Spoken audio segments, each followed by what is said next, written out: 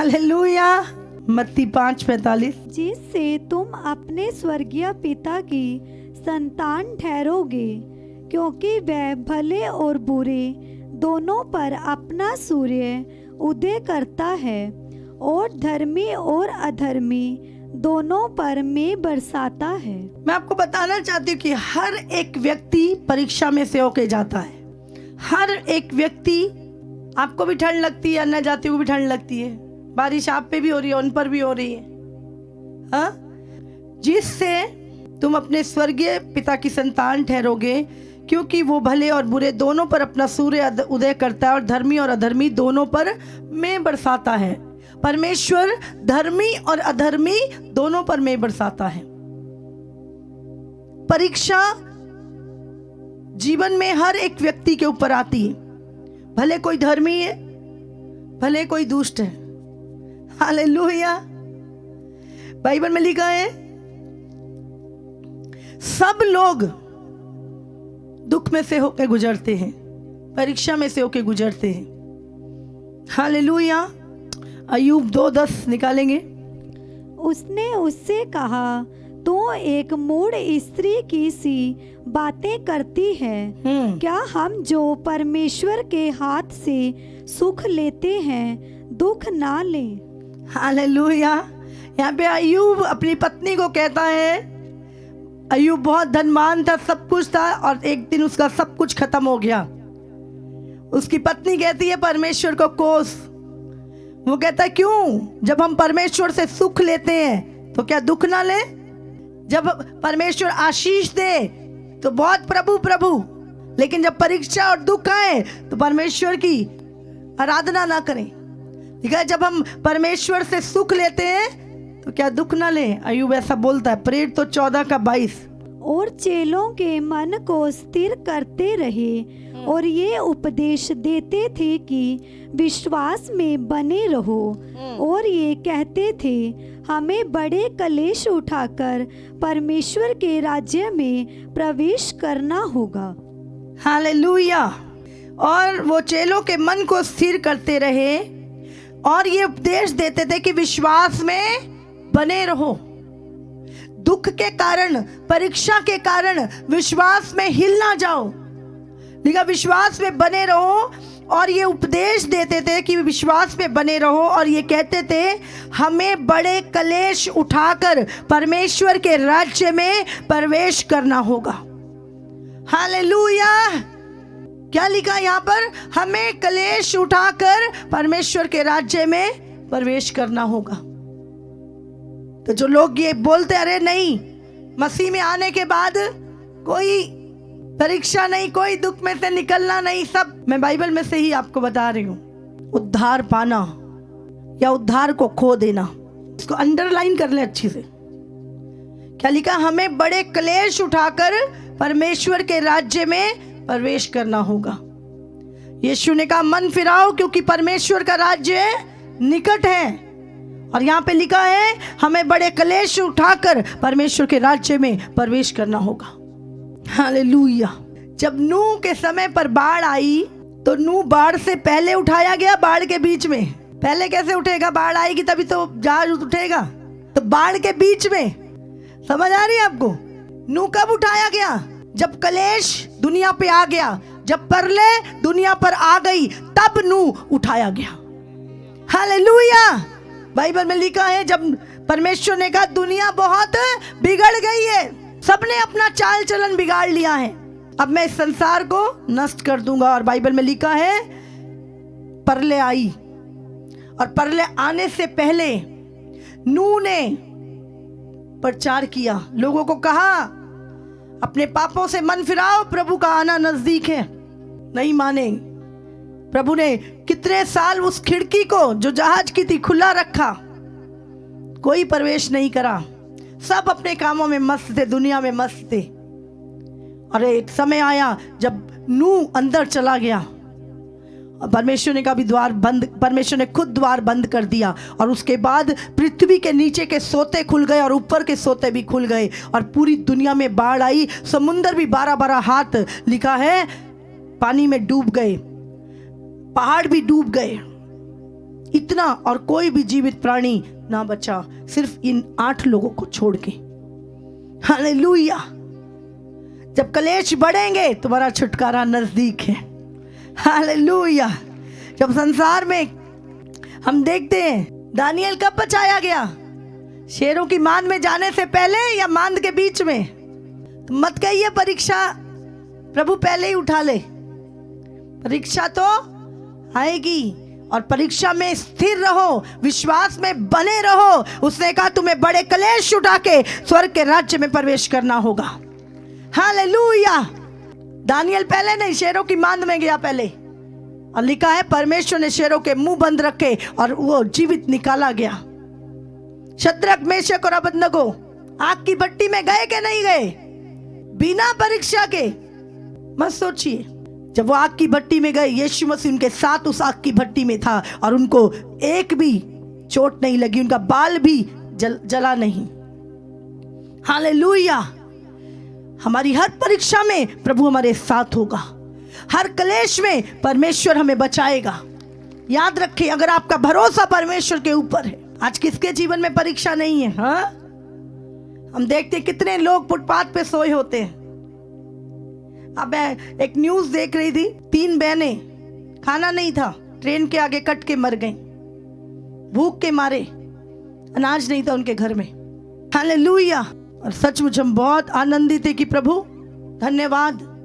कोई भी आजादी के लिए गुलाम बने रहना आसान है या आजादी मिलना आसान है? आजादी मिलना मुश्किल है, गुलाम तो बने ही हुए हैं। जब हमारे देश हुई, कितनी कुर्बानियां हुई, कितने लोगों ने अपनी कुर्बानियां दी, तो आजादी ऐसे ही नहीं मिलती। उसके पीछे बलिदान है। आज हम पापियों का उद्धार हुआ है हमारे कामों के कारण नहीं, यीशु मसीह क्रूस पर बलिदान हुआ, इसीलिए उसके लहू के कारण हमें आजादी मिली, पापों से छुटकारा मिला।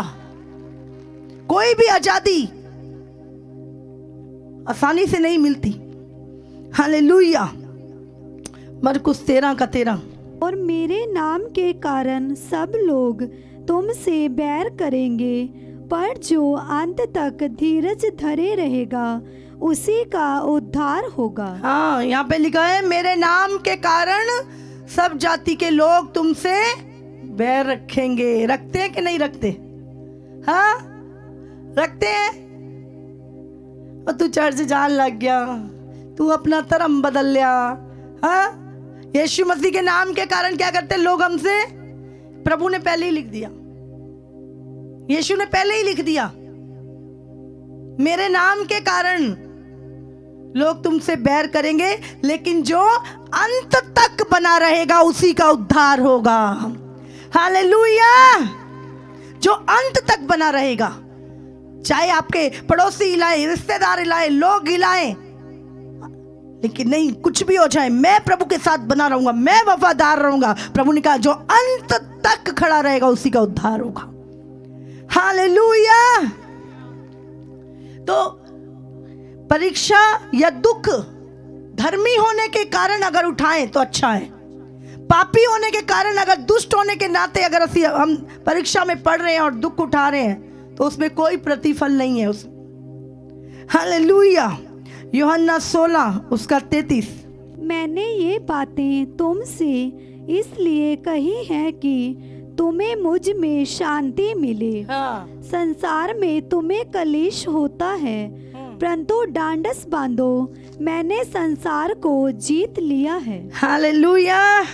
मैंने ये बातें तुमसे इसलिए कही हैं कि तुम्हें शांति मिले।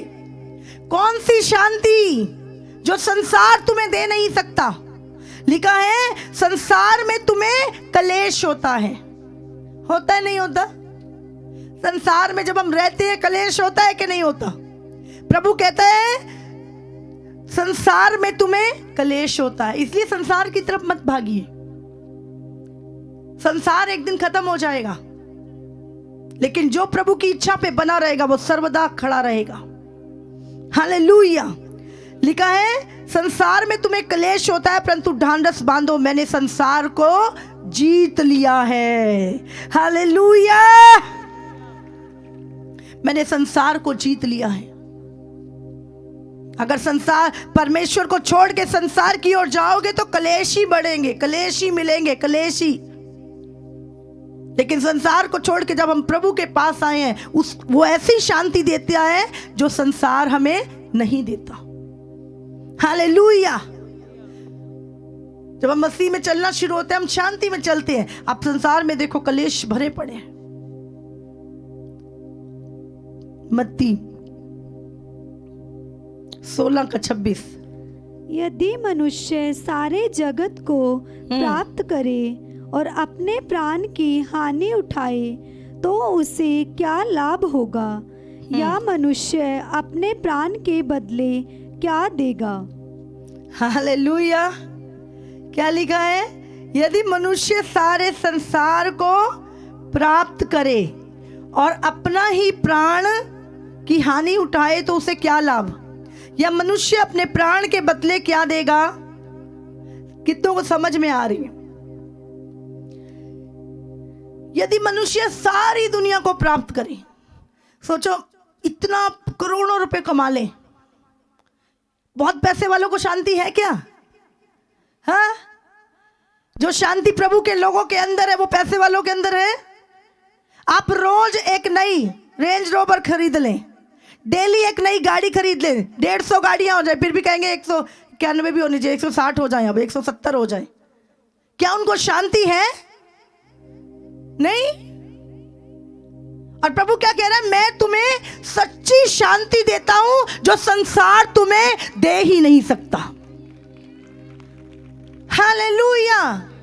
मनुष्य का जीवन धन की बहुतायत से नहीं है कि बहुत सारा हमारे पास धन है तब हमें शांति खुशी मिलेगी। अरे नहीं, ज्यादा धन वाले तो क्या, नींद नहीं आती रात को, टेंशन बनी रहती है, रेड़ ना पड़ जाए कहीं, हाँ, चोरी ना हो जाए कहीं, सारा दिन ध्यान पैसे में। स्कीमें बनाते हैं कैसे एडजस्ट करें, काला धन गोरा धन, हाँ, स्कीमें बनाते कितना एडजस्ट करिए, कैसे बचा के रखे। बचाने की ही दौड़ में इतना पैसा वो बचाने के लिए ही दे देते हैं, इतनी टेंशन है। हालेलुया। तो यहां पे लिखा पूरी दुनिया का धन प्राप्त कर लिया और तुम्हारी आत्मा अगर नरक में चली गई तो क्या फायदा इस धन से जिसके पीछे तुम अपना टाइम बर्बाद कर रहे हो? धन बुरा नहीं है, जरूरतें है, कमाना है, करना है, ठीक है, ओके, पर थोड़ा भी ये चलेगा। प्रभु तो कहता है अगर खाने पहनने के लिए है इसी पे संतोष कर, इससे ज्यादा और इंसान बाकी तो दिखावा ही है। हालेलुया। अगर तेरे पास खाने और पहनने के लिए है तो इसी में संतोष कर, प्रभु कहता है। तो यहां पे लिखा है तू सारी दुनिया को हासिल कर ले और अपना प्राण ही खो दे तो तुझे उससे क्या लाभ? लाभ है पूरी दुनिया, पूरा समय 24 घंटे काम करा, पूरा सोए नहीं, ये नहीं करा और सारा दिन कमाने में लगे। आप जानते हैं ये एक दुख भरा काम है। सिस्टम क्यों बिगड़ गया दुनिया का? प्रभु ने 24 घंटे बनाए, 12 घंटे इंसान के लिए और 12 घंटे क्या थे? जानवरों के लिए। आज इंसान क्या कर रहा है? 24 घंटे काम कर रहा है, रात को नाइट शिफ्ट करके आते, 24 घंटे काम कर रहे हैं और दिमाग क्या है? मशीन बन गया। बेचैनी, टेंशन, आज देखो कितनी माइंड की बीमारियां लोगों को लग गई हैं। क्यों? रात को सोने के टाइम क्या कर रहे हैं? काम कर रहे हैं। प्रभु ने ऐसी नहीं बनाई थी दुनिया। प्रभु ने लिखा है इंसान क्या सुबह से शाम तक काम करता था और जब वो अपने घर में आ जाता था तब जंगली जानवर निकल के शिकार करते थे, फिर उनका टाइम होता था। ये प्रभु का नियम था, सृष्टि का पहले का नियम था ये। बट अभी क्या हो रहा है? अभी देखो रात भर कॉल सेंटर चलते, रात भर संसार में लोग काम करने पे लगे, वो सेवा नहीं कर रहे हैं, कमाने की इच्छा। पूरी पूरी रात।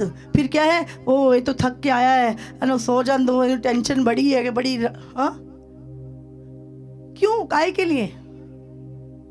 आपको पता है यूएस में लोग जॉब छोड़ रहे हैं, करोड़ों लोग जॉब छोड़ रहे हैं। बोले क्या करना इतनी टेंशन पाल के? बोले जितना है जैसा है उसी में जिएंगे। आजकल संसार क्या है, धरती बिगड़ गई है, नियम छोड़ दिए हैं अपने। पुराने समय में बाइबल में लिखा, जब नूह से पहले प्रभु ने खाने के लिए क्या दिया था? छोटे छोटे पेड़। लिखा है तुम उनके फल खाना जिनके बीज उन्हीं में होंगे। पहले हम कुछ खाते थे, बीज निकलते उसमें। अभी क्या चीजें कैसी आ रही है? सीडलेस। देखा हमने, पपीता काटो उसमें एक बीज नहीं होता, सीडलेस चीजें आ रही हैं। और पुराने नियम में अगर हम पढ़े, ये उत्पत्ति में 1:11 में लिखा है, फिर परमेश्वर ने कहा पृथ्वी से हरी हरी घास और बीज वाले छोटे छोटे पेड़ और फलदायी वृक्ष भी जिनके बीज उन्हीं में से एक एक जाति के अनुसार हो पृथ्वी पर उगे। ये क्यों दिए परमेश्वर ने? मनुष्य को खाने के लिए। आजकल चीजें सीड नहीं होगा, सीडलेस, हाइब्रिड सीड सारा आजकल। पहले 12-12 फुट के पेड़ होते थे नारियल के, अभी 5-5 फुट पे नारियल हो रहे हैं, हाइब्रिड। ये क्या हो रहा है? वो पेड़ों की उम्र 20-20 साल होती थी, अभी वो 5 साल में ही खत्म हो जाते हैं। अभी मिक्स ब्रीड बना रहे हैं लोग। ये सब कुछ क्या है? सृष्टि बिगड़ चुकी है। पहले आप कुछ भी खाते थे उसमें, अब पपीता खाओ इतने सारे ढेर सारे बीज निकलते थे। अभी सीडलेस चीजें आ रही हैं, कहते सीडलेस, बोनलेस, हाँ, टेस्टी। शैतान वैसा क्रिएट कर रहा है। प्रभु ने जो चीजें हमें दी उत्पत्ति में, वही आपके शरीर के लिए फायदेमंद है। हालेलुया। तो यहां पे क्या लिखा है कि मनुष्य सारी संसार को भी प्राप्त करे, सारे धन प्राप्त करे और अपना प्राण ही खो दे तो उसे क्या लाभ? मनुष्य अपने प्राण के बदले वो पैसा दे देगा जिसको उसने सारी उम्र कमाया है। वो सोना, वो जमीनें, वो कुछ दे देगा, गाड़ियां, कि प्रभु मेरी आत्मा को स्वर्ग में ले चल और ये पैसा ले ले। हाँ, होगा क्या ऐसा? प्रभु को चाहिए वो चीजें। क्या अपनी प्राणों के बदले क्या दोगे परमेश्वर को?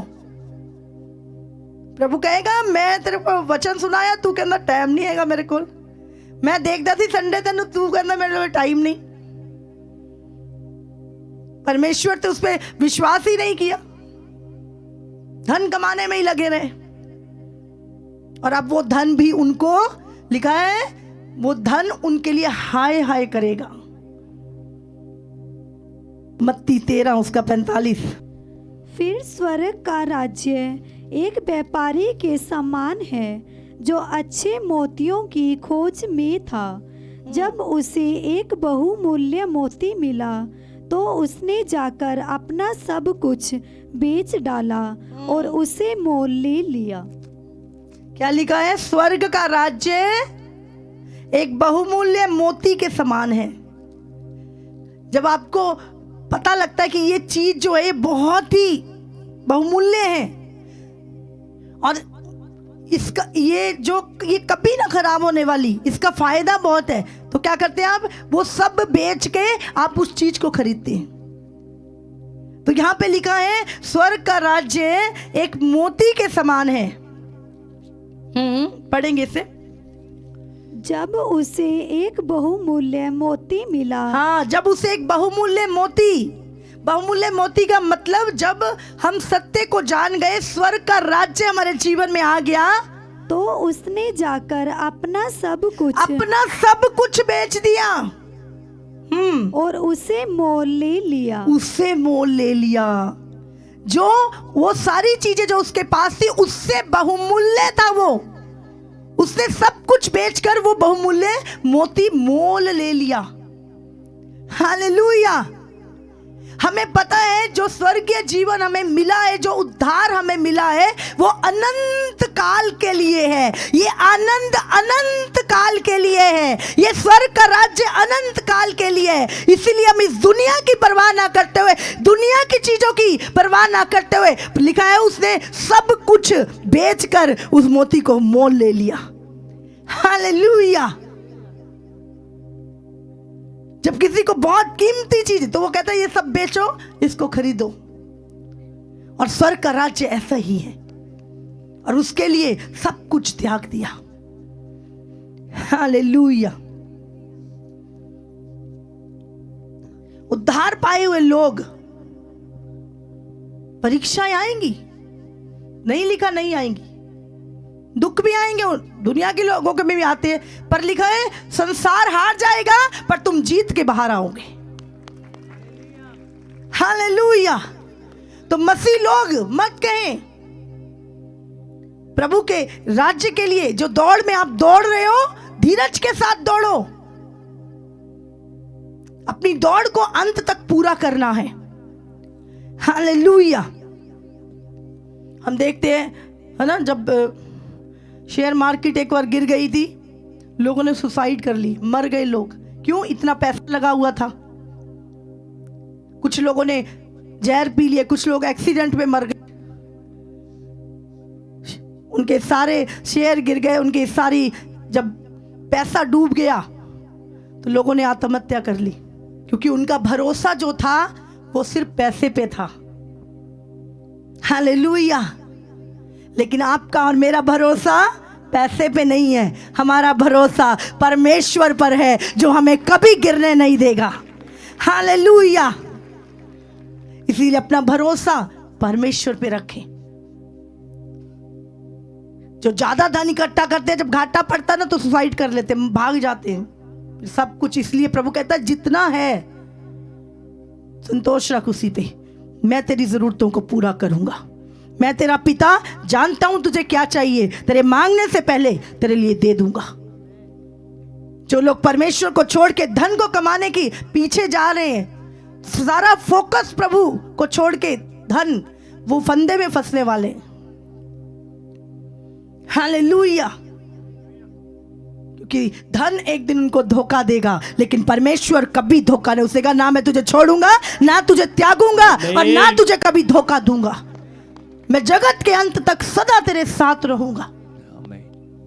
हालेलुया।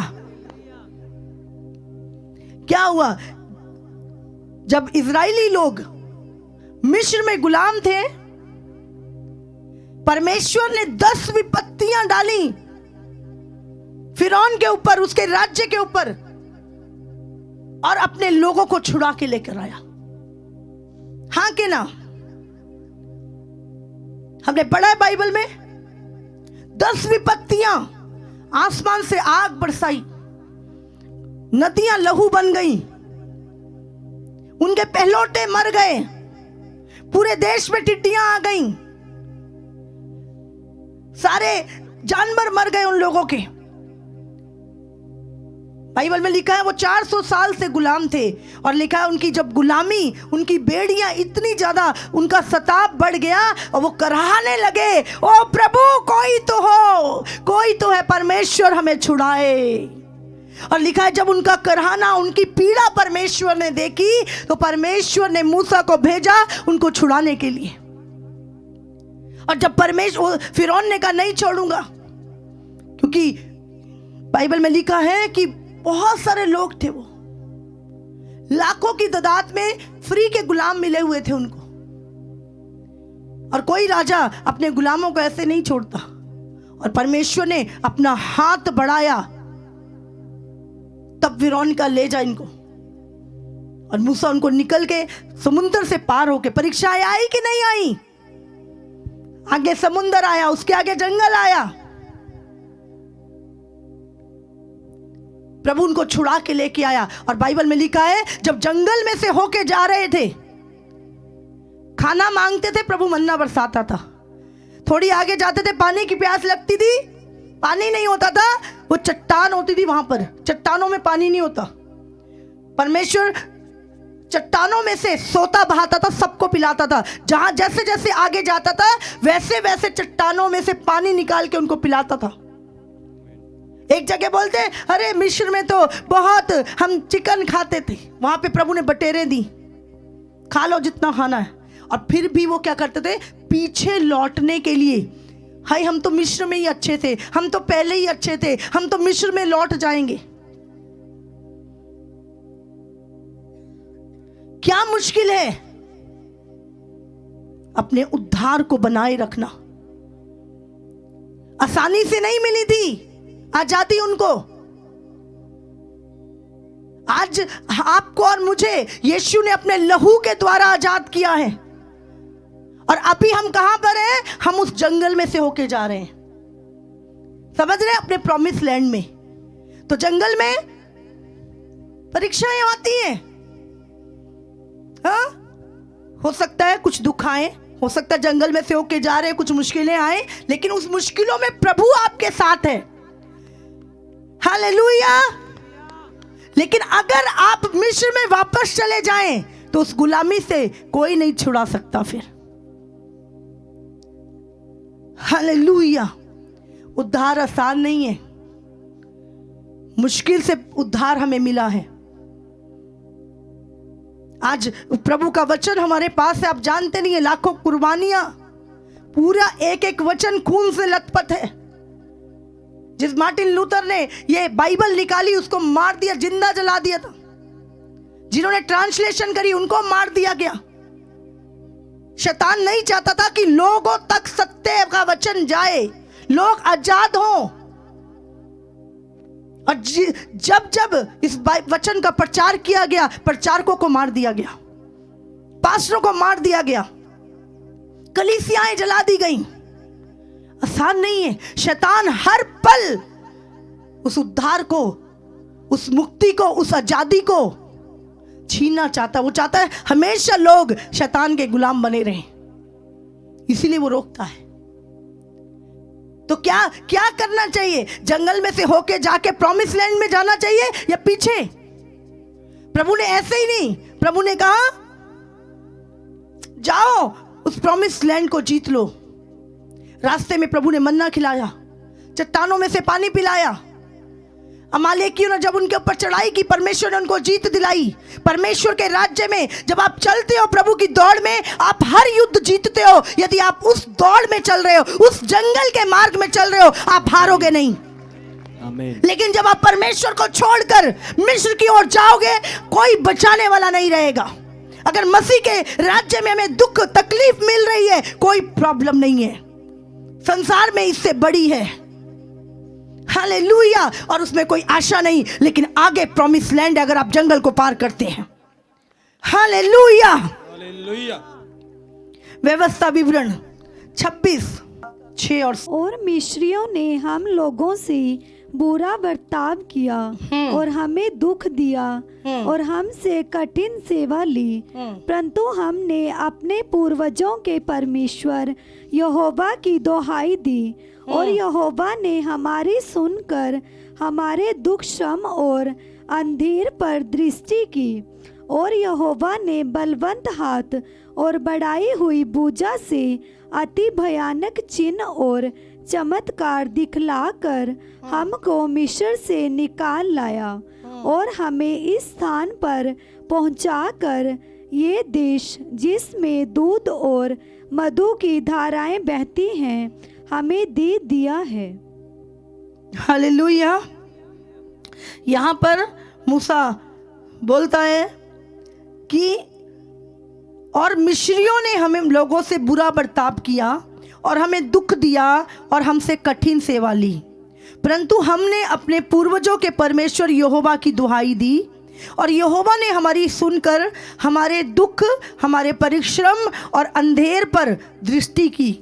और यहोवा ने बलवंत हाथ और बढ़ाई हुई भुजा से अति भयानक चिन्ह और चमत्कार दिखलाकर हमको मिस्र से निकाल ले आया और हमें इस स्थान पर पहुंचाकर ये देश जिसमें मधु और दूध की धाराएं बहती हैं हमें दे दिया। हालेलुया। हालेलुया। आप जानते हैं आज आत्मिक इजराइली हम लोग हैं।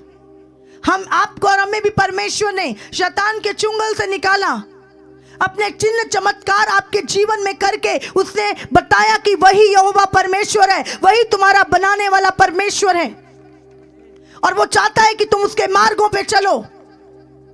हालेलुया।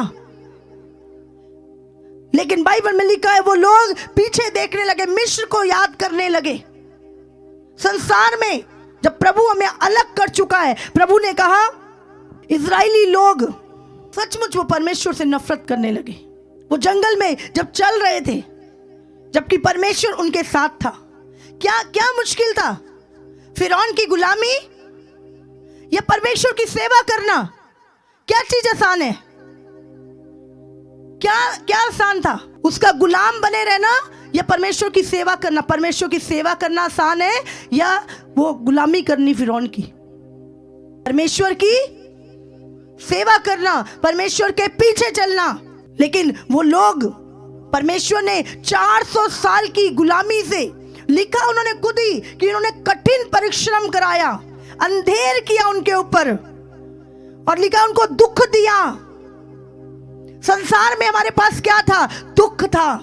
शैतान ने हमें पकड़ रखा था, मुश्किलों में थे हम, कोई शांति नहीं थी, कोई छुड़ाने वाला नहीं था। और एक दिन जब हमने पुकारा कोई तो हो, परमेश्वर जो हमें छुड़ाए, तब कोई हम तक पहुंचा और उसने कहा एक है यीशु मसीह, चल तू मेरे साथ, वो तुझे शांति देगा, तुझे छुड़ाएगा। और जब परमेश्वर ने हमें छुड़ाया, हमें निकाल के लाया, हमारा नया जन्म हुआ और हम प्रभु के मार्गों पे चल रहे हैं। आज लोगों को प्रभु की सेवा करना मुश्किल लगता है। मिस्र की गुलामी, आज चुनाव करना है हमने। क्या चीज कठिन थी? फिरौन की गुलामी। लेकिन लोगों को जब मसीह में चलना होता है, मसीह की सेवा करना उनको कठिन लगने लगता है और वो कुड़कुड़ाने लगे। और बाइबल में लिखा है जंगल में नाश हो गए, जंगल में नाश हो गए। और उनके नाश होने का कारण प्रभु नहीं, प्रभु तो उनको छुड़ाने वाला था, वो खुद अपने कारण, अपने कुड़कुड़ाने के कारण नाश हुए। हालेलुया। प्रभु की सेवा करना आसान है फिरौन की गुलामी करने से, लेकिन कुछ लोगों को प्रभु की सेवा करना मुश्किल लगता है और मिस्र की गुलामी आसान लगती है। ऐसे लोग नाश हो गए। हालेलुया। और उस मार्ग में जंगल के प्रभु रोटी दे रहा है, पानी दे रहा है, जीत दे रहा है। आज शैतान का गुलाम होना या परमेश्वर की सेवा करना, क्या आसान है? परमेश्वर की सेवा करना। लेकिन हम जब जंगल से होके जा रहे थे, उनको मुश्किल लग रहा था। हालेलुया। आज गुलाम होते लोग बुरी आदतों के, परमेश्वर क्या करता है? गुलामी से आजाद करता है। पास्टर जी, मैं 25 साल से शराब पीता था, मैं 40 साल से नशे करता था, बीड़ी पीता था, गुटखा खाता था, मैं इतने साल से प्रभु, आप कहते हैं कि मैं व्यभिचार में था, कोई सहारा नहीं था मेरा, अपनों ने छोड़ दिया था मुझे। लेकिन जब मैं, प्रभु ने मुझे छुड़ाया, मैं कोशिश करता था इस नशे को छोड़ने की, लेकिन मैं छोड़ नहीं पाता था। लेकिन जब मैं यीशु के पास आया, यीशु ने मुझे इस पाप की गुलामी से, नशे की गुलामी से आजाद किया। क्या होता है जब हमारे जीवन से वो पाप की बेड़ियां, वो गुलामी की बेड़ियां टूटती हैं, हम आजाद हो जाते हैं। और उसके बाद क्या करना है? हमें प्रभु की सेवा करनी है। हालेलुया। लेकिन आज हमें क्या किस चीज की, क्या नहीं छुड़ाया प्रभु ने हमें गुलामी से? हम गवाहियां सुनते हैं रोज, वो क्या है? वो गुलामी, बीमारी की गुलामी। बीमारी पड़ी थी हमारे शरीर पर, नशों के गुलाम थे, व्यभिचार के, पाप के गुलाम थे। बाइबल में लिखा है जिस चीज की तुम्हें आदत है उसके तुम गुलाम हो। और प्रभु ने उस गुलाम, सुनते हैं रोज गवाहियां, मैं नशा करता था, मैं व्यभिचार में था, पाप में था, और प्रभु ने मुझे आजाद किया। तो ये आजादी किसने दी हमें? मैं बहुत कोशिश कर रहा था छोड़ने की, नहीं छूट रही थी, पर जैसे ही मैं यीशु की प्रेजेंस में आया, उसने मुझे इस बुरी आदत से आजाद किया। मेरी गुलामी की बेड़ियां तोड़ी, मेरे पाप की बेड़ियां तोड़ी। जब परमेश्वर ने हमें आजाद किया, तो अब हमें क्या करना है? उसकी सेवा, उसके पीछे चलना है, उसके लिए दुख भी उठाना है, कोई प्रॉब्लम नहीं है, लेकिन दोबारा गुलाम नहीं बनना। 11:28। हे सब परिश्रम करने वालों और बोझ से दबे हुए लोगों, मेरे पास आओ, मैं तुम्हें विश्राम दूंगा। हाँ, प्रभु ने क्या कहा? हे थके और बोझ से दबे लोगों, मेरे पास आओ, मैं तुम्हें विश्राम दूंगा। मेरा जुआ अपने ऊपर उठा लो और मुझसे सीखो, क्योंकि मैं नम्र और मन में दीन हूँ, और तुम अपने मन में विश्राम पाओगे। हालेलुया। यीशु मसीह ने कहा मेरा जुआ अपने ऊपर ले लो। जुआ समझ रहे हैं? बैलों के जो पीछे बैलगाड़ी जब होती है, जोतते हैं तो जुआ रखा होता है। तो हमारे ऊपर किसका जुआ था? शैतान का, पाप का जुआ था। तो यीशु मसीह ने क्या, तुम शैतान का जुआ नहीं, मेरा जुआ ले लो। हाँ, मेरा बोझ जो सहज और हल्का है। हालेलुया। ये नहीं कहा प्रभु ने कि कोई मुश्किल नहीं आएगी जंगल में। प्रभु ने कहा पर मेरा जुआ ले लो, वो सहज है, वो हल्का है। हालेलुया। उसमें तुम विश्राम पाओगे। नीति वचन 13:15। सब बुद्धि के कारण अनुग्रह होता है, परंतु विश्वासघातियों का मार्ग कड़ा होता है। सब सुबुद्धि के कारण परमेश्वर की बातों को मानने के कारण अनुग्रह होता है, परंतु विश्वासघातियों का मार्ग कड़ा होता है। मुश्किल होता है विश्वासघातियों का। हालेलुया। पाप में कुछ समय के आनंद उठाने से प्रभु के साथ दुख उठाना उत्तम है। हालेलुया। जो संसार का आनंद है वो पैसों से मिलता है और थोड़े से समय का होता है, लेकिन जो परमेश्वर का आनंद है, आप जानते जब उत्पत्ति में परमेश्वर ने आदम के अंदर अपनी आत्मा फूकी तो आनंद भी फूका। वो आत्मा का आनंद है। हालेलुया। जो उसने हमारे हृदयों में पहले से ही दिया है। सबोपदेशक 8 उसका 12 और 13 वचन निकालेंगे। चाहे पापी 100 बार पाप करे, चाहे पापी 100 बार पाप करे और अपने दिन भी बढ़ाए, और अपनी उम्र भी बढ़ा ले, तो भी मुझे निश्चय है कि तब भी मुझे निश्चय है, पक्का पता है कि जो परमेश्वर से डरते हैं और उसको अपने सम्मुख जानकर, जो परमेश्वर से डरते हैं और उसको अपने सम्मुख जानकर भय से चलते हैं, जो उसको अपने सामने जानकर भय से चलते हैं, उनका भला ही होगा। हालेलुया। लिखा है चाहे दुष्ट कितना भी बढ़े, कितना ही धन कमा ले, फिर भी मुझे इतना निश्चय पता है कि जो व्यक्ति परमेश्वर का भय मानता है और परमेश्वर का भय मान के उसके सम्मुख चलता है, उसका हमेशा भला ही होगा। हालेलुया। परंतु दुष्ट का भला नहीं होने का, पर दुष्ट का भला नहीं होने का, और ना उसकी जीवन रूपी छाया लंबी होने पाएगी। हाँ, वो चाहेगा तो कोशिश तो बहुत करेगा कि मेरा जीवन, मेरी उम्र लंबी हो जाए, पर उसकी जीवन रूपी छाया लंबी नहीं होने की, ना उसका भला होगा, क्योंकि वो परमेश्वर का भय नहीं मानता। हालेलुया। परमेश्वर का भय मानने वालों का भला ही होगा, और जो परमेश्वर का भय नहीं मानते, लिखा उनका बुरा ही होगा, वो दुष्ट हैं। कितनों को समझ में आ रही है? हम देखते हैं माइकल जैक्सन, 150 डॉक्टर थे उसके ऊपर, और उसने कहा था मैं 150 साल जीऊंगा। खाना उसका लैब में चेक होके आता था। लाखों करोड़ों रुपए सिर्फ वो अपनी बॉडी पे लगाता था। ऑक्सीजन चैम्बर में सोता था वो, एक जहां पे ऑक्सीजन हमेशा रहती है। क्या हुआ? हाँ, छोटी सी उम्र में, और उसकी डेथ हो गई। उसका धन उसे बचा नहीं सका, उसकी ताकत उसे बचा नहीं सकी। लेकिन बाइबल में लिखा है जो परमेश्वर का भय मानता है उसका भला ही होगा। सबोपदेशक 12, 13 और 14 पढ़ेंगे। सब कुछ सुना गया, अंत की बात ये है कि परमेश्वर का भय मान और उसके आज्ञाओं का पालन कर, क्योंकि मनुष्य का संपूर्ण कर्तव्य यही है। हाँ, लिखा है, सब कुछ सुना गया। अंत की बात ये है, परमेश्वर का भय मान और उसकी आज्ञाओं का पालन कर, क्योंकि मनुष्य का संपूर्ण कर्तव्य यही है।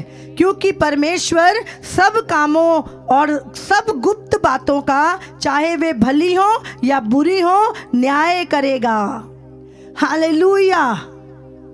इसीलिए जब आप वचन सुनते हैं, वचन को ध्यान से अपने हृदय में रखें और उसके अनुसार अपना जीवन जिए।